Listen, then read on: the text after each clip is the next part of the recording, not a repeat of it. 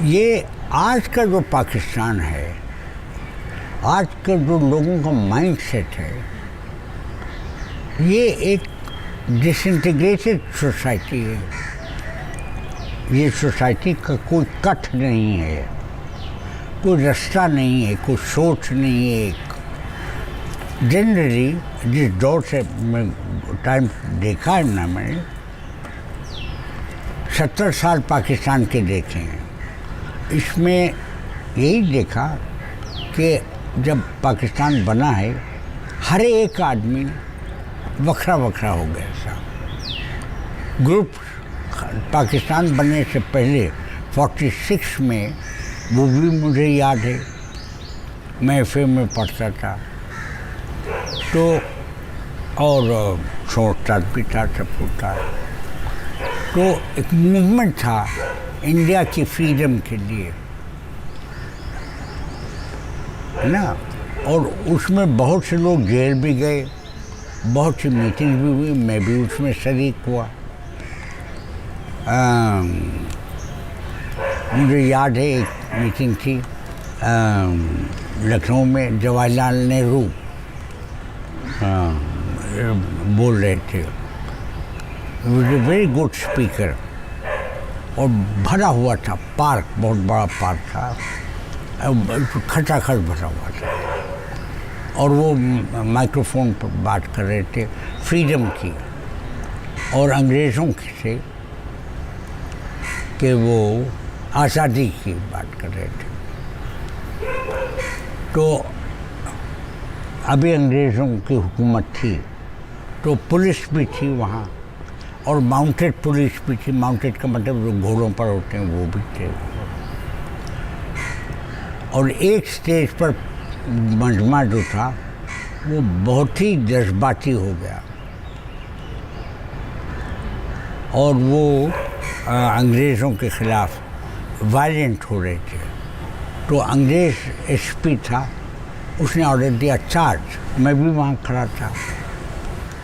تو I was 16 years old, اور تو ماؤنٹیڈ پولیس نے چارج کر دیا.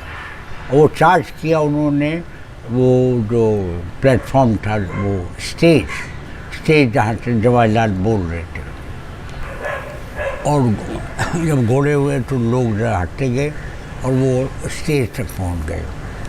اور پھر وہ گھوڑے نے وہ اسٹیج کے اوپر پیر رکھا، اور پولیس والے آئے، ہاں، اور جواہر لال کے ارد گرد گھیر لیا پولیس والوں نے، اور گھوڑے بھی آگے. وہ تو جواہر لال نے گھوڑوں کے، ایک گھوڑے کے وہ جو ہوتی ہے وہ باغ، تو دونوں ہاتھوں سے وہ پکڑ لیا. اور گھوڑے کے پیر مجھے یاد ہیں کہ وہ اگلے پیر اس نے کھڑے کر دیے جواہر لال پر. یہ سین تھا، فلمی سین تھا بالکل. اچھا، پھر وہ پولیس والے آئے جواہر لال کو مارنے کے لیے ہنٹروں سے.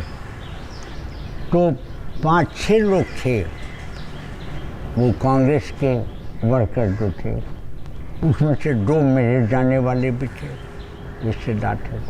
انہوں نے جواہر لال کے ارد گرد ایک گھیرا ڈال دیا 5-6 لڑکوں کا، اور پھر پولیس نے مارنا شروع کیا. تو وہ جواہر لال پر تو نہیں کوئی سوٹی لگی، وہ جو لڑکوں نے گھیرا ہوا تھا ان پر لگی، اور جواہر لال نے گھوڑے کو پکڑ لیا تھا. تو یہ سین تھا 46 کے بعد.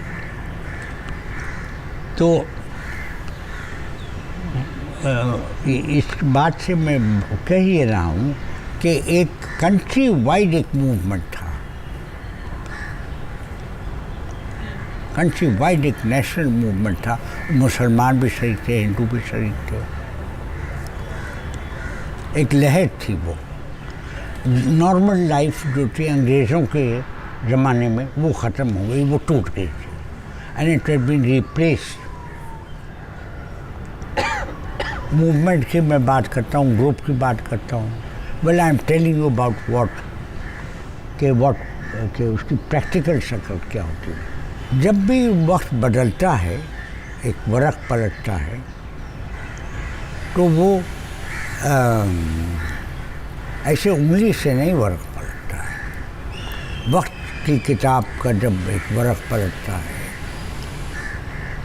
تو وہ الیکٹریفائی ہو جاتی ہے, لوگ الیکٹریفائی ہو جاتے ہیں, لوگ نارمل نہیں رہتے. اچھا اس کے بعد پھر جب یہ ہوا تو اس کے بعد پھر پاکستان کا موومنٹ بھی چلا مسلمانوں میں, اس کی بھی میٹنگ ہوتی تھی اور لوگ آتے تھے. وہ بھی ایک مسلمان لوگ جو تھے وہ ایک میگنیٹائز ہو کے گریویٹیٹ ہو کے وہ اکٹھے ہو کر کے پاکستان موومنٹ تھا. تو نارمل زندگی نہیں رہتی, اب نارمل زندگی ہو جاتی. تو اس کہانی کا جو اصل پوائنٹ ہے وہ 47 اگست کے بعد کا ہے. اگست 47 میں پاکستان بنا. سپٹمبر میں پاکستان آ گیا تھا. مجھے نہ من پاکستان جب بن گیا اور یہاں سے ہندو مسلم رائٹس ہوئے اور مسلمانوں نے یہاں سے پاکستان کے ہندوؤں کو بھگا دیا, یہاں سے گھر جلا دیے, ان کے سکھوں کے گھر جلا دیے, ساری دکانیں لوٹ لی گئیں اور اس پر لوگوں نے اپنے اپنے پٹے لگا دیے. Suddenly life change and it became everyone for himself. نہ وہ جلوس رہے, نہ جلسے رہے, نہ وہ پبلک رہی, نہ کوئی پبلک مائنڈ رہا, نہ کوئی پبلک مقصد رہا. میں تو تم کو بتلا رہا تھا 46 کی بات, آزادی سے ایک سال پہلے, مگر وہ موومنٹ تو چل رہا تھا 20 سے چل رہا تھا نا, گاندھی کے زمانے سے مڈ 20 سے چل رہا تھا. 20 سال وہ موومنٹ چلا, پھر جا کر کے ہوا. پھر پاکستان بنتا ہے تو موومنٹ ختم ہو جاتا ہے, سین بالکل بدل جاتا ہے. کوئی فلم بنائے نا تو اٹ بی کوائٹ ڈرامیٹک. ہر شخص بھاگا بھاگا پھر رہا تھا اپنے پرسنل مسئلوں کے حوالے سے, کہ کوئی پراپرٹی مل جائے, کوئی دکان مل جائے, اور وہ مکانوں کے تالے توڑ توڑ کر کے, جو ہندو بھاگ گئے تھے مکان چھوڑ کر کے, اس پر لکھ دیتے تھے ھذا من فضل ربی, کہ یہ خدا کے فضل سے یہ میری ڈاکہ, میری چوری کامیاب ہو گئی ہے. اس کے بعد سوسائٹی ڈسٹروائے ہو گئی اور لوگ انڈیویجولز ہو گئے, اپنی اپنی زندگی, اپنا اپنا فیوچر بنانے میں لگ گئے. کوئی نوکریوں میں, کوئی پراپرٹیز میں. تو اس کے بعد سے I have seen the disappearance of society and the fragmentation of society into individuals. اب آج تمہارا زمانہ ہے, تم لوگ بھی دیکھو تو تم سوسائٹی نہیں ہو, تم لوگ انڈیویجول ہو. تمہارے ماں باپ بھی تم کو انڈیویجولس کی نظر سے دیکھتے ہیں کہ تمہاری زندگی بن جائے, تم کامیاب ہو جاؤ, تم کو پروٹیکٹ کرتے ہیں اور گائیڈ کرتے ہیں کہ اس طرح سے اپنی زندگی بنا لو, اس طرح زندگی بنا لو. یہی میسیج ہے نا سب کا. یہی آج تعلیم کا مقصد ہے کہ اپنا کوئی کیریئر بنا لو, یہ زندگی بنا. یہ پیراڈائم بن گیا ہے, نارم بن گیا ہے. تم نے 46 کا تم کو بتایا کہ نارم بالکل یہ نہیں تھا. کمپیئر اور کنٹراسٹ کرنے کو کہہ رہا ہوں. تو ایک وقت ہوتا ہے کہ جب کہ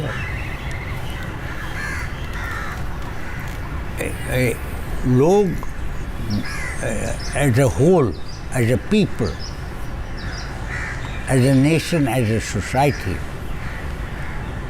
دے are trying to move forward. Forward کا مطلب ہے کہ اس وقت ان حالات میں جو بھی پوٹینشیل ہے فارورڈ جانے کا, جو بھی پریکٹیکل طریقہ ہے فارورڈ جانے کا, ہر وقت میں جب بھی چینج آتا ہے تو چینج کے اسپیسیفکس ہوتے ہیں اس وقت کے مطابق، ان حالات کے مطابق. اس کے بعد بیچ میں ایک وقت آتا ہے جس میں وہ ایکٹیویٹی ختم ہو جاتی ہے اور وہ سوسائٹی کا جو کٹ ہے، cut is the word I can use, cut ختم ہو جاتا ہے اور وقت ہو جاتا ہے. پچھلے 70 سال سے یہ پیریڈ ہے. پاکستان کی جو حقیقتیں ہیں، ریئلٹی ہے، اس کی ایک انالیسس کرو، اس کو سمجھو اور پھر اس کو تم انکوائری اس کے بارے میں کرو تاکہ گہرائی میں ہو جاؤ اور اس سے تم کو اندازہ لگے گا کہ یہ کس اسٹیج پر ہے، یہ پیریڈ جو ہے یہ کس اسٹیج پر ہے، یہ کتنی جان اس میں اور باقی رہ گئی ہے، کب اس کے ٹوٹ پھوٹ کا وقت آیا. اب پاکستان کے حالات میں تم لوگوں کو سوچنا ہے، کوشچن ضرور کرنا چاہیے. پہلا سوال یہ ہے کہ سوال کرو. ابھی اسٹیج یہ ہے 70 سال کی ڈس انٹیگریشن کا سوسائٹی کی کہ سوال بھی نہیں کرتے، سوال نہ پوچھنا، کیوریوسٹی نہ ہونا، پریزیوم کر لینا، سپوز کر لینا کہ وقت اسی طرح ہوتا رہے گا، محض کاغذ کا کیلنڈر بدل جائے گا ورنہ ٹائم وہی رہے گا. میں اپنے لیے یہ تھا کہ یہ جو میں چاہتا تھا کہ یہ ملک اس کا مقصد ہو، سوسائٹی ہو، اس کا کلچر ہو اور ایک مثالی کلچر ہو، کرپشن نہ ہو، سیلفشنس نہ ہو. اگر سوسائٹی ہے تو ایک دوسرے کی فکر ہوگی، کیئرنگ ہوگی، بہت زیادہ نہیں لیکن کچھ احساس ہوگا. ظلم نہیں کریں گے، کرپشن نہیں کریں گے، جو صحیح بات ہے، اچھی بات ہے وہ کرنا چاہیے. تو یہ میرا طریقہ کار رہا، ایک انٹلیکچوئل طریقہ کار رہا، جذباتی میں نہیں پڑا. تو اب آج کا وقت آ گیا ہے، اب تمہاری باری بولنے کی. اب تم لوگ بتاؤ کہ تم لوگوں کو اچھا، اور تمہاری امپورٹنس یہ ہے کہ اب میری باری ختم ہو چکی ہے نا.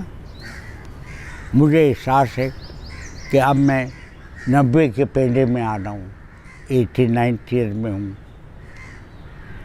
مجھے بالکل احساس ہے کہ یار اب تم لوگوں کی باری ہے. تو تم سے میں کنیکٹ کرنا چاہتا ہوں کہ ایک ہینڈ جیسے وہ ریلے ریس ہوتی ہے نا، تو اس میں وہ ایک وہ رومال ہوتا ہے تو وہ ہینڈ اوور کرتے ہیں نا دوسرے کو. تو اب وہ ٹائم کی ریلے ریس میں یہ ہے کہ میں چاہتا ہوں کہ کوئی اور لوگ وقت کا رومال پکڑیں اور جو اگلا پینڈا ہے اپنے ٹائم کا، ان کے ٹائم کا، وہ اس کو اچھی طرح سے وہ اپنے دوڑ میں حصہ لے. سوال یہی کہ ایک ڈس انٹیگریٹڈ زندگی ٹائم اس میں پاس کرو گے جس میں سب انڈیویجولزم ہو جائے، یا تم ایک سوسائٹی بناؤ گے. اگر بناؤ گے یا تو فیکٹری سے تو نہیں آئے گی، امریکہ سے بن کے تو نہیں آئے گی، جاپان سے بن کے نہیں آئے گی، بازار سے تو نہیں آئے گی نا، وہ تو لوگوں کو بنانی پڑے گی نا. میری مین آواز جو میں اٹھا رہا ہوں وہ یہ کہ کہیں ایسا نہ ہو کہ پچھلے 70 سال تک جو بے حسی رہی ہے وہ تمہاری جنریشن بھی وہی نہ کرے. میں جو تم سے مانگنے جیسے مانگتا ہوں وہ اس بات کا کہ تم لوگ خدا کے واسطے زندگی سے پیار کرنا، زندگی کو جو تمہاری سمجھ ہے، سوچ ہے، ہمت ہے، طاقت ہے، اس کے ساتھ وہ ظلم نہ کرنا جو پچھلی جنریشن نے کیا.